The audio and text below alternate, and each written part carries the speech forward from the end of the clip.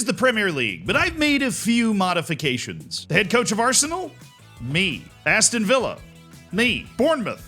Me. I think you get the idea. I think it's pretty clear. Every head coach in the Premier League is me, and I believe in one particular tactic, and so each of these teams is going to be using the exact same tactic the whole year. But it's going to change every 2 months, and I don't make that decision. I'm a manager that leaves it up to chance. So every 2 months, we give this thing a whirl because it's a YouTube channel. Did you really expect to not see one of these? And then for those 2 months, we use this tactic with every team. For August and September, it will be, give me some Route 1 wing play. It's wing play. We're using wing play. The 4-4-2 wing play emphasizes direct, high-tempo play with a focus down the wings, a wide formation, and pass into space. It's only balanced and really relies on a couple of good forwards, a deep midfield, and aggressive fullbacks. Now to get every other team.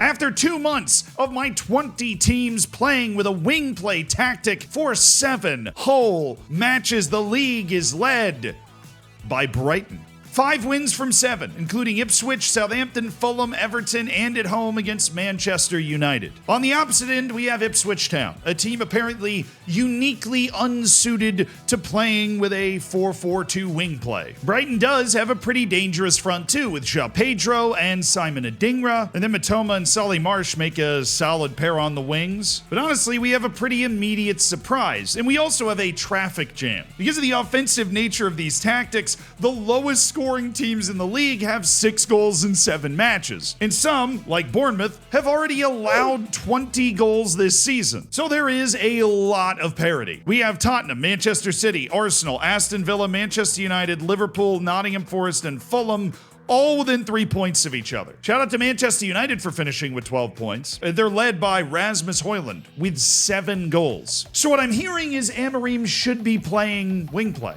It kind of works, the 2-striker setup of Højlund and Xerxes. They decided to stick Fernandez on the wing and the opposite of Garnacho. Dallo and Lisandro Martinez as the wingbacks is a little weird. Mazraoui's down with a bit of an injury right now. But even with that many goals from Højlund, they're still only in 6th. The real fall off is Chelsea, who only has 8 points from 7 matches. They have the same number of points as Southampton, who's already gotten within 2 points of their total in the season right now as of me recording this video. And I don't even know why I said that, because by the time this video comes out, they'll probably still have 10. I would have thought Chelsea's team would look better. Nicholas Jackson, João Felix. There really isn't a natural place for Cole Palmer to fit into this team. Maybe that's why they're not doing so well. The midfield's good, though. Madueke, Neto, Fernandez, Caicedo, that's good. I don't know what's going on. They just hate wings. Very centrist. But wing play has outlived its usefulness. It's grown stale and old. It's time for something new. And that something is, it's Route 1. Ultra direct football, baby. No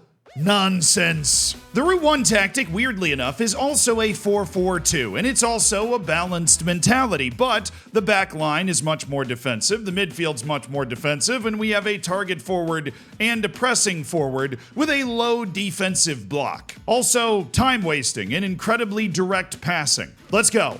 2 months. Ready. And after 2 months of exclusively Route 1 tactics in the Premier League, Brighton is still leading. Maybe they just love a good 4-4-2. 6 more matches played and they beat Chelsea, they beat Manchester City, and they beat Tottenham. Absolutely unbelievable scores from Brighton here. That means Brighton has also put up 15 points in 7 matches with wing play and 15 points in 6 matches with Route 1. But Arsenal's done even better with 16 points in 6 matches out of the Route 1 tactic. The only loss they suffered was in the Champions League to Real Madrid 4-3. That's obviously not the focus. They absolutely obliterated Manchester United 7-2. So much for needing fancy build-up to be able to win matches. This is what it's telling me their team is. Zinchenko and Saka on the outside, Rice and Partey in the middle, Martinelli and Trossard how is this working for them? Liverpool also got 16 points in 6 matches with the Route 1 and is still currently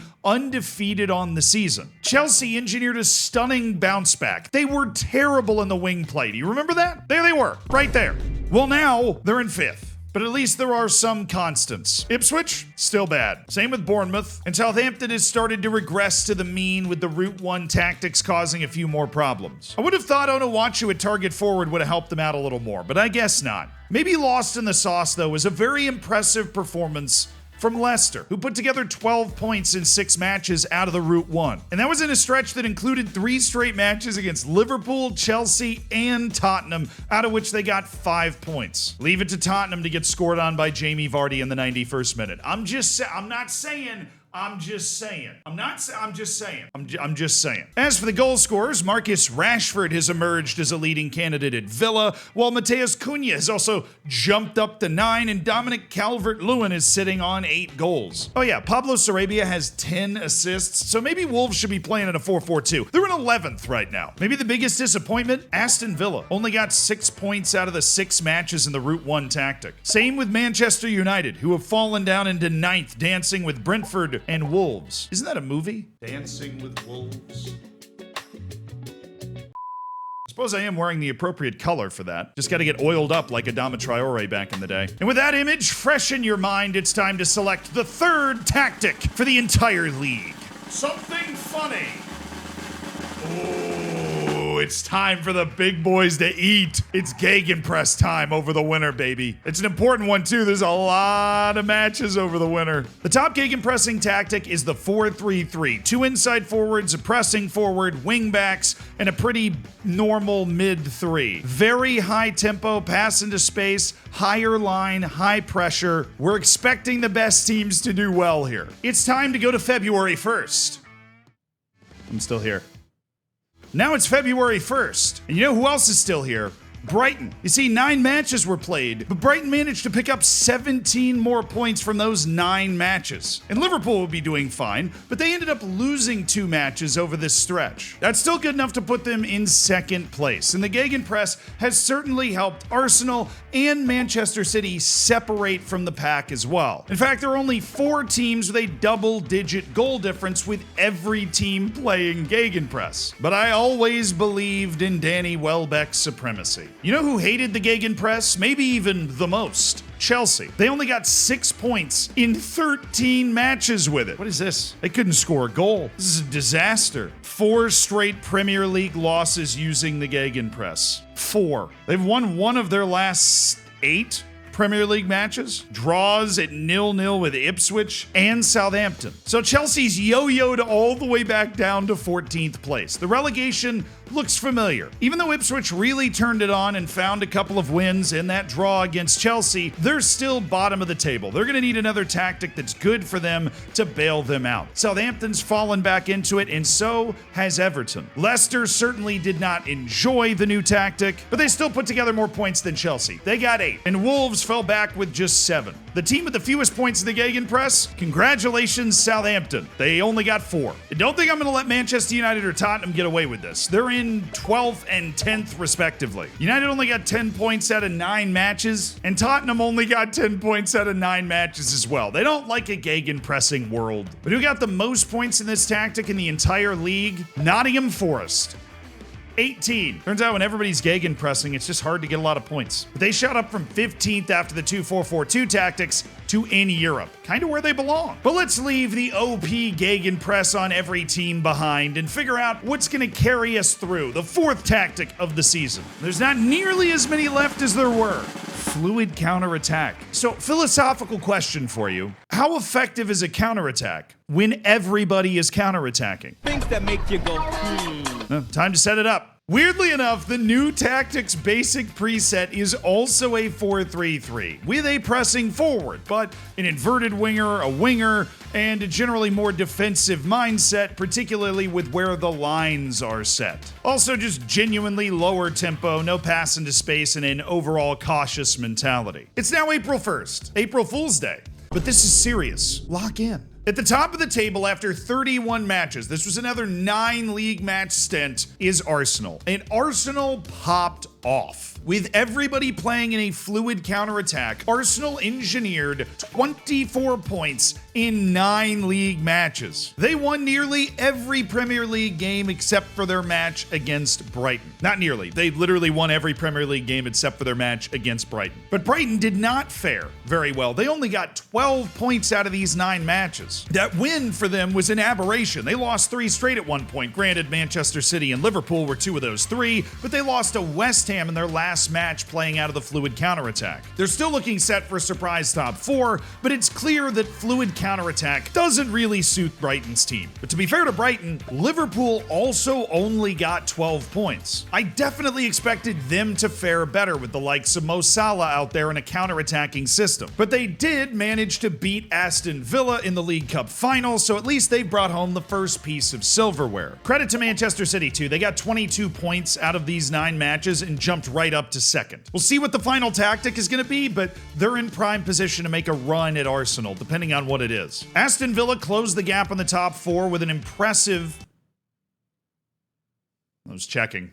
18-point performance. Well, Nottingham Forest dropped a solid 15 points. The real shocker, though, is that Chelsea got just 6 points again. And in the last 18 league matches, playing in a 4-3-3 formation in the gegenpress, in the fluid counterattack, has 12 total points. Chelsea just isn't winning league matches. They lost to West Ham 4-0.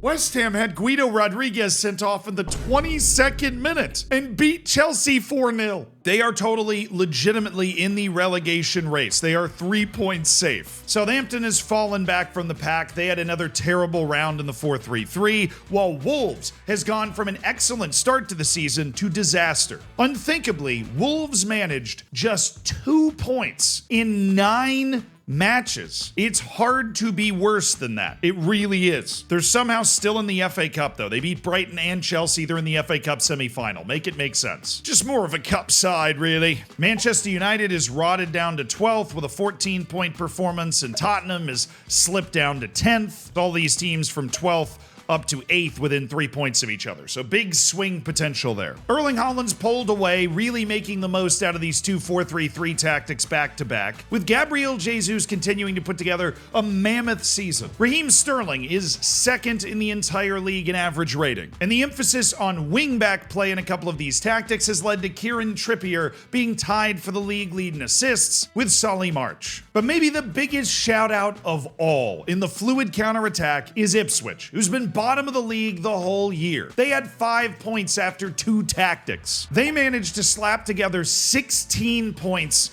in 9 matches to get themselves up to 14th. That's an insane run, considering how bad they were earlier in the year. I don't know if we've seen a bigger switch up between tactics. It's Ipswich or Chelsea, or Wolves with the fluid counterattack. That was spectacularly bad. But there is only one tactic left for our brave teams to try and combat, or take advantage of. Here we go. The final tactic is... scripted. It's tiki-taka. The tiki-taka is going to be a 4-2-3-1, but it's incredibly low tempo, low crosses, work the ball in the box, dribble less, which will hurt certain teams, and it's an incredibly high line. Oh boy. That is one way to decide the season. It's now June 1st. The Premier League season is over, and with the final 2 months of that season taking place in a tiki-taka 4-2-3-1, the winner is Arsenal. So what does that mean exactly? Does that mean that the tactics don't really matter as much, and Arsenal has the most talent, and whoever's managing them is failing? Is that what that means? Because everybody had the same tactic. Arsenal dropped a massive 17 points in the final 7 matches. The max point total for this stretch was 21. It's not like Man City did bad. They got 14 points. They still fell behind. And Erling Haaland, after a slow start in the first 2 tactics, exploded in the single striker systems. He finished with 33 goals. Nobody else had over 20. The man thrived. But just look at that end of the season. Oh my goodness. And then Man City and Liverpool and Chelsea in the final 3 matches, but they basically put it away with how consistently good they'd been. No other cups, but the big one. Yeah, it's respectable from Man City. They even got to the Champions League semi-final, but lost on pens to Inter. Liverpool put together an 11-point close, but kind of flopped down the stretch with losses against Fulham and Southampton. Just an aside, that win didn't matter for Southampton. They ended up getting relegated and dead last. Turns out they just need to play a 4-4-2 and they'll be fine. Then it was Leicester that mustered just 3 points in the final 7 matches to get itself relegated. Can I get a... And the final relegated team was... not Chelsea. They managed to survive because Wolves took the last relegation spot. They did get 7 points in the final 7 matches, but it wasn't enough. And unbelievably, that means Ipswich survived. They only got 5 points in the tiki-taka, but fluid counterattack literally saved them. That one section of the season they played with fluid counterattack accounted for nearly half their points the entire season. Oh, and then it was Chelsea. They finished on 41. They didn't get double-digit points on any of the last 3 tactics. That's crazy. Chelsea didn't even win the Conference League. They lost to Ajax in the final. Bournemouth was in the relegation zone, of course, coming into this final tactic. They put together a 13-point run in the last 7 games. That's pretty solid. They won the games they were supposed to win, or not. They beat Brighton and Nottingham Forest. Manchester United sputtered to 11th, just ahead of Fulham, who was playing with potential European play at one point. They actually only got 5 points on the tiki-taka. It was pretty bad. But United only got 7. Tottenham separated from them in the end, but both of them were behind Brentford and Nottingham Forest. But Nottingham Forest was punked by a team we really haven't mentioned the whole time. West Ham, who exploded for 12 points down the stretch in order to pull themselves into European places. They absolutely love the tiki-taka in East London. They beat United in the second to last day of the year. Villa and Newcastle rounded out the European places, Newcastle pulling off a miraculous 5th place finish with a -1 goal difference. They did get 13 points in this final tactic. It's pretty good. But it would be Brighton, kind of amazingly, that pulled away as a top 4 team in any tactic. They're versatile, they're dangerous, but not dangerous enough. Arsenal are the kings of the tactic wheel. But which tactic is the best? If you want to find that out, I made a video where I played with every tactic in Football Manager to find that out. It's not exactly scientific, but it is a rip-roaring good time according to the New York Times. So